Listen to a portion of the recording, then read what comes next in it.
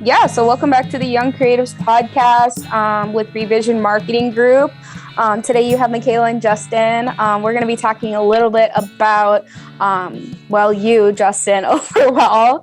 Me and Justin have known each other for a couple of years now, I would say. And the biggest thing is that he unknowingly kind of made my career choice for me, actually. So he really did have the faith in me as a website designer, and I can't thank him enough for that. And so I was able to really develop that as a skill. And yeah, but enough about me. Let's go and let's just get into it. So Justin Coleman, tell me a little bit about yourself. Yeah, I'm a filmmaker based out of Minnesota. I kind of like it here. People ask me sometimes if I would ever do traveling videography, and I'm just like, probably not. But I do mainly weddings. That's my niche. I've been shooting weddings for about 2.5 years now. I've been making videos for 7-8 years. Nothing good though, till about a year and a half ago. But yeah, it's been a journey, honestly, and it's been super awesome. So that's kind of a little bit about me. Okay.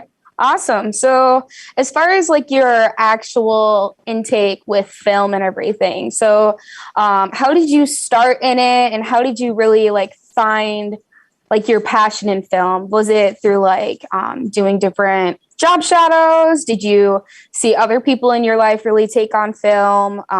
Yeah, I actually was on a camping trip with 3 of my friends, and I decided to just vlog the whole camping trip on my smartphone and then cut it up. And it was just so much fun. I mean, the two girls we went with, me and my guy friend, they were really into it. But then I showed them afterwards the fact of the finished product, and it was 2 hours long or something long. But they loved it. They were like, dude, this is actually super sweet. And I just had so much fun doing that. And ever since then, I was like, maybe there's something more to just storytelling and using video to do that, because I always just love stories. I love good movies. I love good just books. I love when people have great oral performances, all those things on stage and theater like that. I just love a good story. And so I feel like I just was always fascinated by those. And yeah, I decided to go to college and took a cute couple gap years here and there, try to figure out what I really wanted to do. Ultimately to be like, I've never picked up an actual video camera before. I've never actually edited on anything professional for software, but I was like, you know what? I'm just going to try. And I thought too, videos, the need is only going to keep growing as technology keeps progressing. So yeah, I just went to Northwestern University, and after a couple of years figured out I want to do full-time videography, and just kind of fell into it, honestly. So that's awesome. So specifically, you talked about your camping trip and everything. So from that moment, how did you really see yourself transition into focusing mostly on weddings, and how was that opportunity given to yourself? Yeah, so I had shot a couple weddings. I was in Japan on a missions trip, helping out with just a church there. And a couple reached out to me and said, "Hey, Justin, we know you do video. We've seen some of them. We really like it. We're wanting if you could shoot our wedding." And I was like, "Yeah, for sure. Let me know what you would want." And they let me know, and we're kind of talking back and forth. And I was like, $650, I would do it for that. And they were like, "Sure." And I was like, well, that was easy. And I went and shot the video. I brought someone way better than me who knew what they were doing. And, shot the video, edited it up, used their footage. And I booked another wedding. And then I brought the same guy who was way better than me. He kept doing that, rinse and repeat that 4 times. And each time I was able to charge a little more. And I was like, I think I could just make this a full-time thing. And I threw together a little 30-second reel and put it out there. And a guy found me on LinkedIn, and he was like, "Hey, I really love what you've made. I think you make good stuff. I think you charge way too little for the content you're putting out there, especially in Minnesota. You talk to me about market value and all this stuff."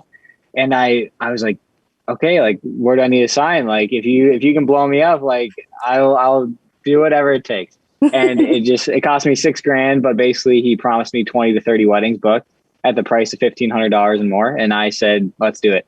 And I also always knew I didn't really want to work for a different, I didn't want to really work for a company. I wanted to be someone who was self-employed. I wanted to be somebody who just I contract out, and basically at the end of the day, if a company starts getting shady or sketchy, I don't have to be attached to that brand anymore, or that name, because I can just go and contract for other people. So that's like also part of the reason why I wanted to do it. But yeah, that's like kind of how the journey went along.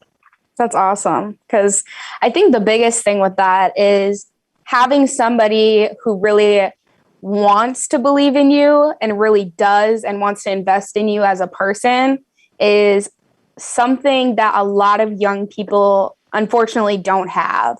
And so the fact that a lot of us are getting that opportunity, whether it be with Revision or with your filmography business, it's crazy, because a lot of it I've noticed specifically out of college now is that people expect a job to come in their lap. And that is such a hard, brutal reality to say it doesn't. Unfortunately, like 45, however many K later, that you're not guaranteed a position unless you really do set yourself up to be a different person or different, like being unique overall. So getting into that, what made you stand out, or what currently makes you stand out for potential companies to work with, or couples, or even like partnerships with the Andres and stuff like that? Yeah, I would say a big thing about me is I'm obsessive at heart. I'm kind of a freak a little bit, I'm not gonna lie. And it plays my benefits is also a weakness at the same time. I think every strength can also be a weakness. But yeah, I remember researching for hours every day. I would sit down on my computer for 2 hours. I'd watch Premiere Pro tutorials. I'd watch people who have like won awards for their wedding films. I would take notes on their like 4-minute video. I'd watch it 3 times through, trying to look for something different every time. I'd be like, okay, what do they do differently? What do they do differently? Or what do they just even do? And take notes of like, is there story? Is there character development? Is this actually like everybody else? And I just compiled lists of what the greats do and how they separate themselves, because at the end of the day, whether this is like a professional athlete, whether it's the CEO of a company, all this stuff, like sure, there is people who are dealt a better hand in life, but a lot of it is a lot of people who really make it far. They're doing like 10 small things just a little bit better.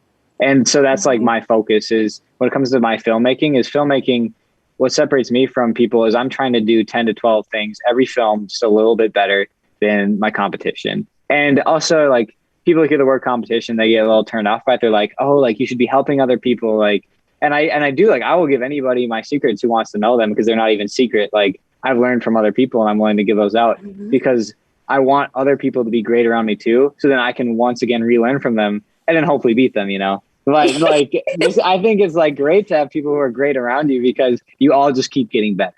And that even like pours over into my friendships in life. I try to surround my people with people who are driven, who want to get better, who have good character, who are generous. Like those are the people who I want to have as my best friends. And those are people in the industry who I gravitate towards too. There's some buddies who are really talented with the camera, but at the end of the day, I can't be bothered to work with them just because I don't like their attitude, you know? So that's kind of like a little bit about how that has kind of been for me, just trying to elevate myself and stand out.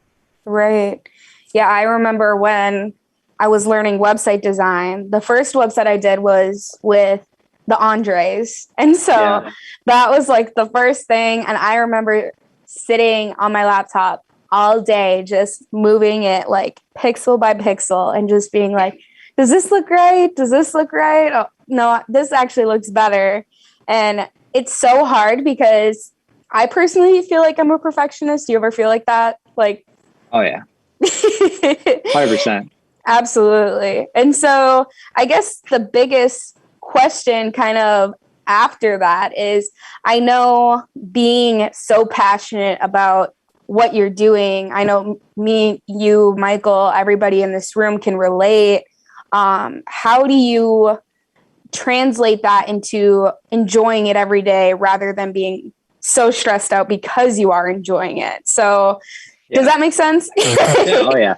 It's tough because, you know, even if you work something that you love, there's going to be those days that are tough. And I guess basically what it boils down to is self-discipline. It's I don't want to let my couples down because I have deadlines in the contract when I need to get these videos out, when I need to get these gift boxes out with their raw footage and all this stuff. And I don't know, having pieces of paper and basically working by a calendar is super helpful. Not working just like when I feel like it, but I go, okay, these are some deadlines. I need to hit those. And also just having a roadmap for my brand and for my business, and really being like, you know what, I haven't posted on Instagram for a while. I was talking about to Michaela this before we went live. I was like, yeah, I need to post on Instagram more. I need to post better content. I need to post more often, and just things like that. So yeah, it's just operating by calendar and a roadmap. And I feel like that's really what keeps things fun. It's what keeps things fresh. And I mean, I don't feel like always, every day I always try to work too a little bit. I try to be like, I guess my boy Elon Musk, the fellow memer, but every day I do try to work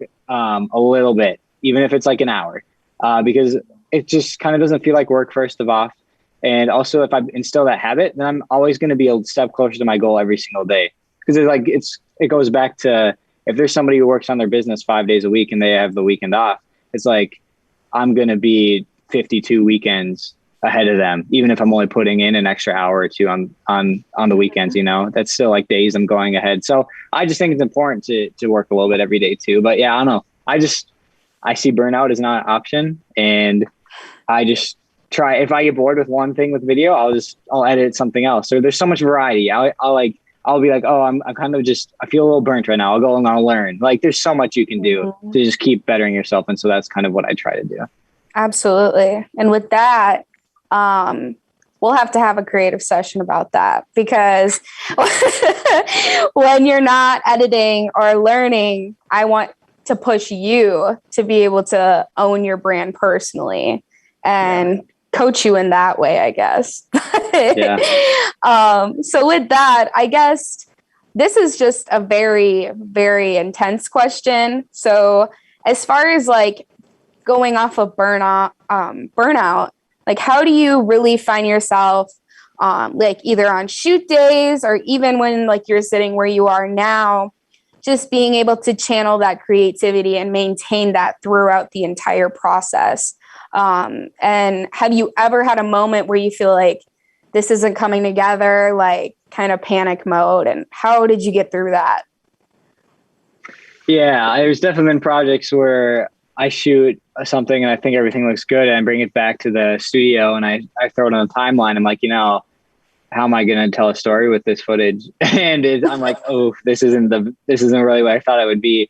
And I guess what it all boils down to is people nowadays anyways, they'd rather watch 15 seconds of something amazing than 1 minute of just mediocre. And it's pretty easy to really be able to sit down with a client and be like, hey, this isn't gonna be as long as you want, but I still promise it's going to be really good. And people are going to like, and it's going to get you engagement. And I feel like at the end of the day, you just always got to try to find the nuggets when it comes to like videography and filmmaking, being creative, of like, hey, just always try, even if it's rare, even if it's like a little bit, just put your best out there and always keep putting your best out there. And it's just, as you keep striving for that too, then you're like, your low end stuff is going to become average. Your average stuff is going to become good. And you just you're moving up this chain to where you just keep going, you keep practicing. It's like anything. And you just naturally, everything you have will sooner or later just become really good. And I think that's part of the thing with like why I took on 40 weddings this year. Cause I knew like not every wedding video is going to be a banger. Crazy. Not every shoot is going to be the best shoot, but getting 40 weddings of experience, like even if I shoot 10 next year, they're going to all be just way better than anything I've done this year, So I think it's just important to keep that mentality. Absolutely. And is there, I was going to say, is there anything similar like that for like website design for you? Oh my goodness. Yes, 110% yes. Yeah, there's definitely times I am currently going through right now where I'll be building out a website and I'll be like, this doesn't make sense, or it looks great. But as far as with what I've learned here at Revision is it can look amazing. It can look great, but it really does. You have to focus on the content and you're perhaps like the couple. And so you can have amazing drone shots of like the landscape and everything. But if you're not telling that customers or clients story that they need to be told on that, it's really not worth it at the end of the day. And so with that, it does make you like readjust in that way.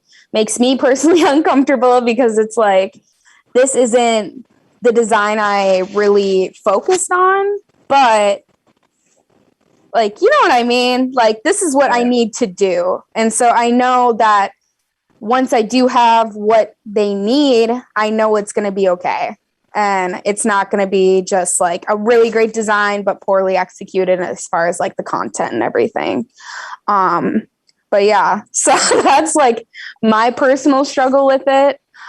Just because, yeah, it happens a lot more often than you think. So as far as with yourself, alongside your brand new website,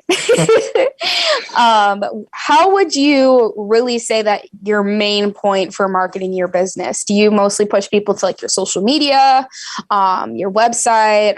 What kind of stuff do you really do to make sure people know about you? Yeah, that's a great question. I think it's what it boils down to is it's me trying to be as calculated as possible. So I shoot a wedding, right? And there's, let's say 9 people in the bridal party and then 9 people on the groom side. That's 18 people, all relatively the same age, probably same walks of life. It's like, okay, for sure, I'm doing a teaser for that wedding, you know, and I'm going to post on my story. They're all 18 of them probably going to reshare it. They're at least going to see it and their friends are going to see it. And so what it boils down to is just reach. Like sometimes I shoot a wedding and I go, man, like this wedding, I love the couple. They're awesome. I don't offer teasers as something like couples can really buy. I just do in my own time because that's like a fun thing for me, but I also do it strategically. So I don't want to sound like, oh, I'm not going to do a teaser for every couple. It's like at the end of the day, I don't have time. And I also need to maximize my time. So it's like weddings like that where I shoot where there's 9 people on each side. And so I go, okay, like there's also 300 people at this wedding. I need to make a teaser for it. And just being very calculated with that, where also there's some couples that are at just an insane location. And I know, okay, if somebody clicks on this video and they start watching it, they're just going to love every moment of it and the scenery, and it's going to feel like a movie. And now it's like, well, I need to do a teaser for that video too, you know? And so it's just what it boils down to is you really need to figure out, basically, I guess the algorithm of what people want to watch and what they want to see, or at least what will really interest them. And I think like every couple's story that I've done for a wedding video, it's like I remember a month ago, I was watching through all the wedding videos I made. Like it took me like 2 hours, but I was watching all of them. And I was like, man, I love these couples. They're all so amazing. And it's not that any of them are better than anyone else. It's just sometimes when it comes to a marketing standpoint, companies do this themselves where it's like, hey, sometimes you have to just focus on what elevates your brand and what's going to reach a lot of people. But also it's like, part of my brand too is I just love those who I work with, and I will now only work with people who I want to work with. Back in the day, I would take whoever. So yeah, that's kind of like a summary of how I like really market and promote myself. It's a lot of Instagram. I have a Facebook page. I don't use it too much. But I've also, in the beginning, I ran ads. I don't think I'll ever need an ad again. A lot of my stuff is word of mouth, and it's really taken off. So yeah, that's kind of like how my thought process is with marketing. Absolutely. I remember you telling me how many ads that you put out there, and I was just like, that's crazy. And you're like, yeah, I booked 40 weddings this summer. And I was like, yeah. What? But with it's that, yeah. With that, Justin, so I think you're doing it right. I honestly can see your passion behind it, and I can see your purpose behind it. And I really admire you as a person, specifically a young person, just being able to see how put together you are, especially as how put together I like to believe I am. You are, like, professionally, you really do. Like, just seeing the videos that you put out there, knowing that I eloped, I was like, dang, I wish I didn't elope after. I was just like, yeah, like making your website, I was like sobbing looking at these wedding videos. I was like, oh my goodness, like anybody in the Midwest looking for a filmographer, videographer, call Justin like right now. Like anybody. Before I raise my prices. Hey. Oh gosh, that's funny. So I guess the biggest question now is what's next for you?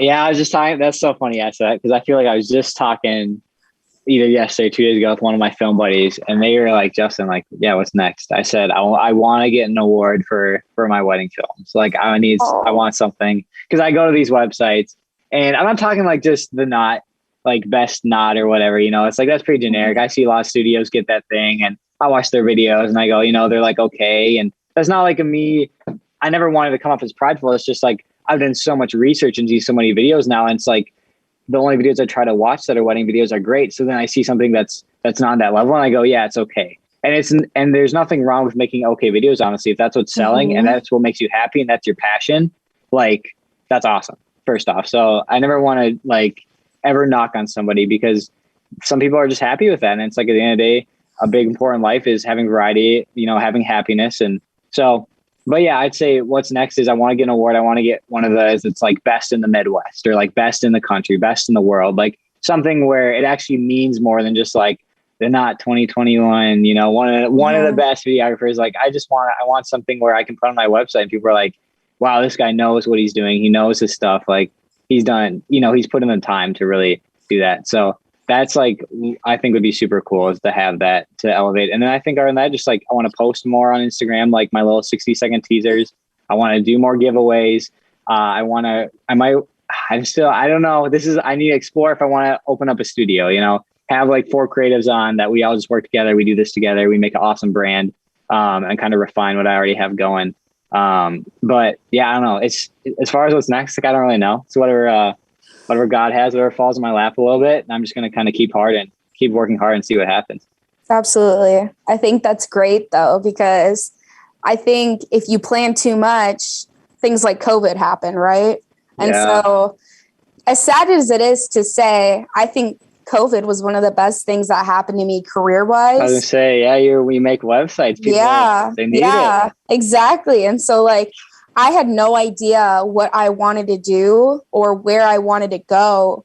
And giving the opportunity to work with Brandon and Maddie with Andre Film Company, and then opening up to you, Justin, it's like the possibilities are seriously endless. And having somebody who like cheers you on through every step of the way is so important to have people like our age, especially because everything's a competition right now. Like, everybody wants to do like 40 under 40 or different things like that. Like, best like GPA, XYZ, like that's always it was growing up. But I think right now, going into our career, we really want to focus on just making other people in different industries like know that they're valued and know that you're better than me at that. And that's okay. Like, because I think that's just like something people like have to swallow their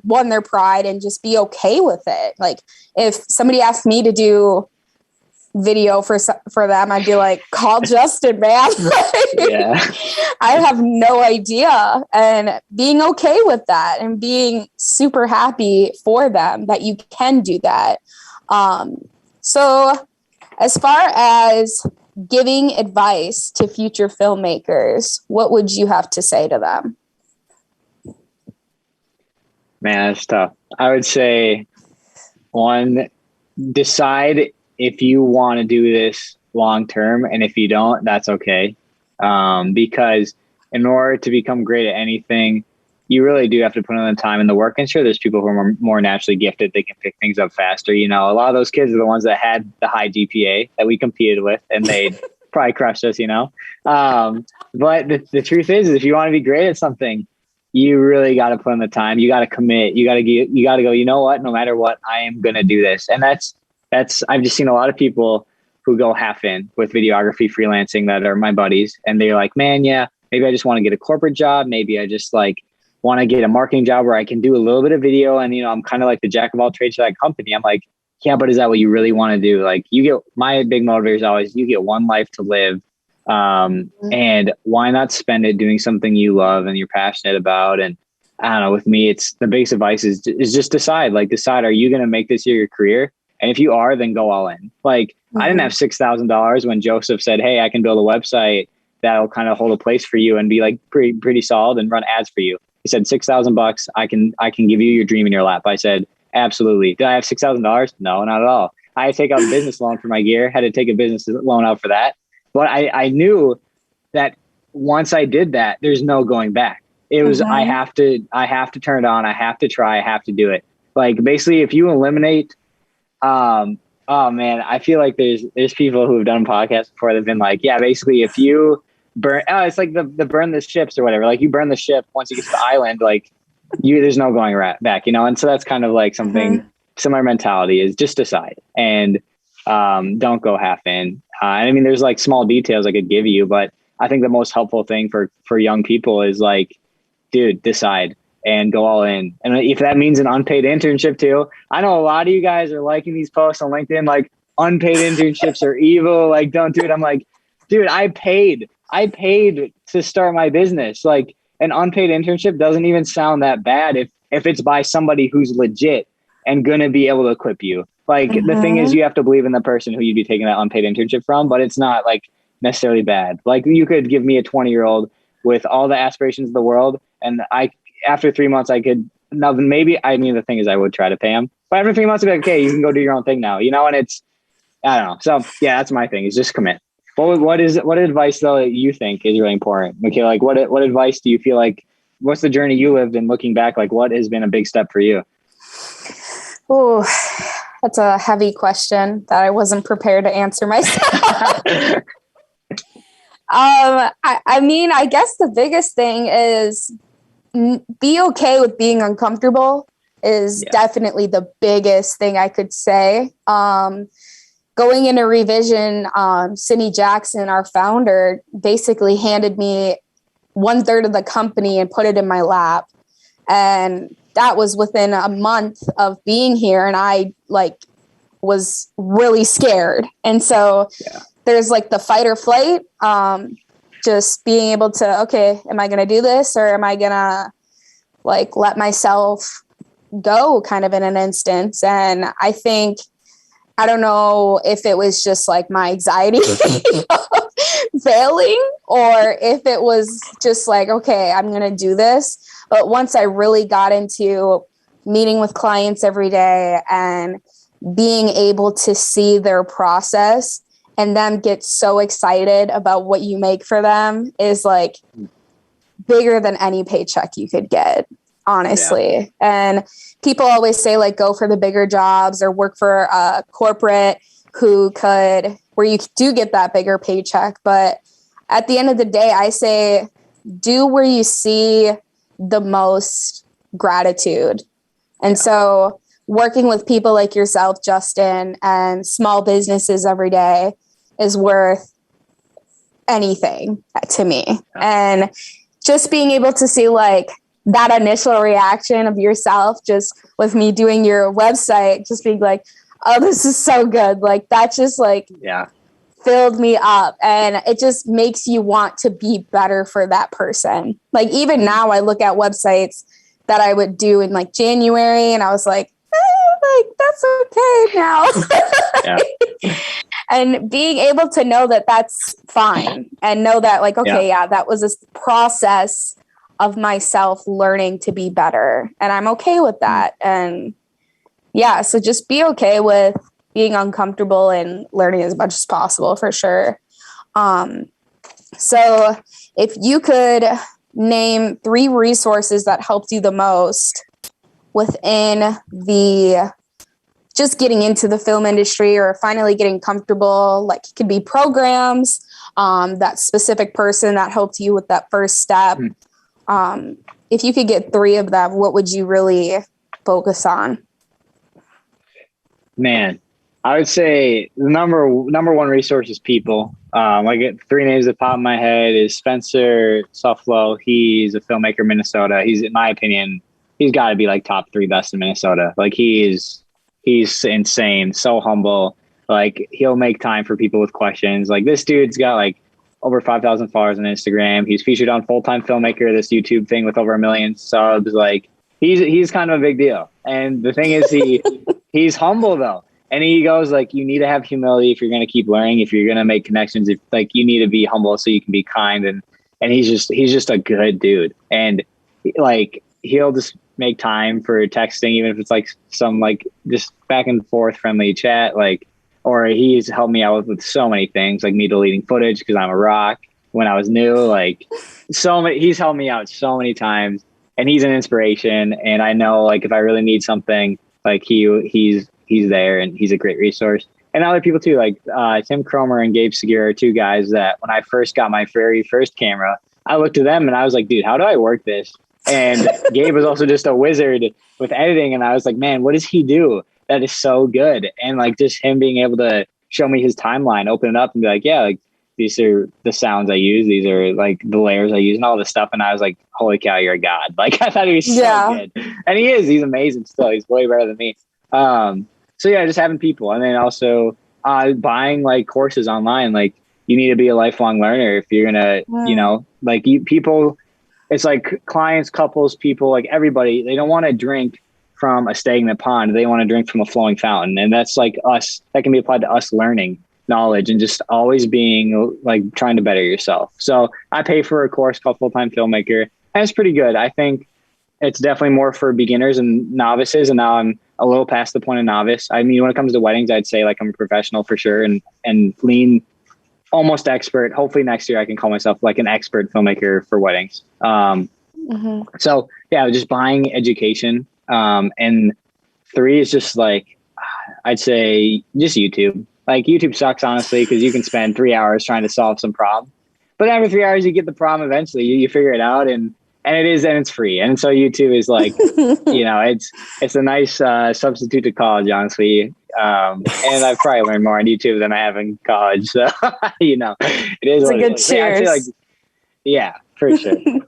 So would you ever consider making courses for young people who are learning the camera? Man. I think if like I ever opened a studio, that is like a conversation I'd have with the creatives around me. But as far as like now, I just have so much stuff where I think like making courses would be fun, honestly. And I think like I could do it and provide like good content. But I just like also working with people like face to face. And I also would just have so much stuff right now that I'd rather do. I think down the road, it's something where, especially like if I'm down the road, like charging $5 to $6 grand for a wedding and I shoot like 10 a year, I'm going to need to do something else. You know, it's like, well, maybe I'll make a course then, you know, and really like dive into like what builds a good brand. Well, how can you separate yourself from others? Like all the small details, you know, things like that. But I don't think I really would make courses though. I'd rather just do other stuff, or I don't know, go on like mission trips again, or I don't know, just find something else to do with my time. But I think it would be fun. So that's good. That's good though. So give us some final words of wisdom. What would you say? Final words. Small details add up. Don't quit when you feel like it, unless you really know you don't want to do it. And take yourself back to like, just even think about like when you first did it, like what was the first feeling and motion like? And is that something that you think that you can get back? Because sometimes I'm editing and I was like, man, this sucks. Like I hate this. There's Premiere's acting up, it's errors. This is not life-giving, all these things. But then I think back to like the first videos I made and I'm like, man, I loved it. And even that gets you hyped. So like try to get back to that place where you're hyped to go all out. And if you need to take a break, that's fine. Like there's nothing wrong with taking breaks at all. But I don't know. I've also seen way too many filmmakers on the internet try to go all in, and then they don't, and they end up selling all their cameras, and then they get a desk job, and then it's like they're just not happy. And I don't know. It's at the end of the day, follow your passion, do what you love, and be generous to those around you. And yeah, from there, that's a good start. You know, because you get one life. So I'd say those are my parting words. Oh, now that's so what do you got though? Parting words for the podcast, Michaela? Final words. Thank you so much, Justin, for coming onto the podcast. No, seriously, you've taught me so much on how to just overall become a better young professional, I would say. But yeah, just being able to support young people around you and really add as much value to them and yourself as you can. And from there, you guys will see nothing but growth. So, but yeah, so thank you, Justin, for coming out of the podcast today. And if they want to get in contact with you, where will they go? They go to my website you made. And then from there, there's a contact page. So it's justincolemanfilms.com. Perfect. So you can go to justincolemanfilms.com, or your Instagram handle is Justin Coleman Films. If you just type in Justin Coleman Films on Google, I hope I pop up. No, you do. Trust me. Okay, perfect. Alrighty. Well, thank you guys for tuning in, and make sure you give him a like and a follow on Instagram. And if you have any questions for Justin, feel free to shoot him a email over on his website, and make sure to tune in next week. Thank you.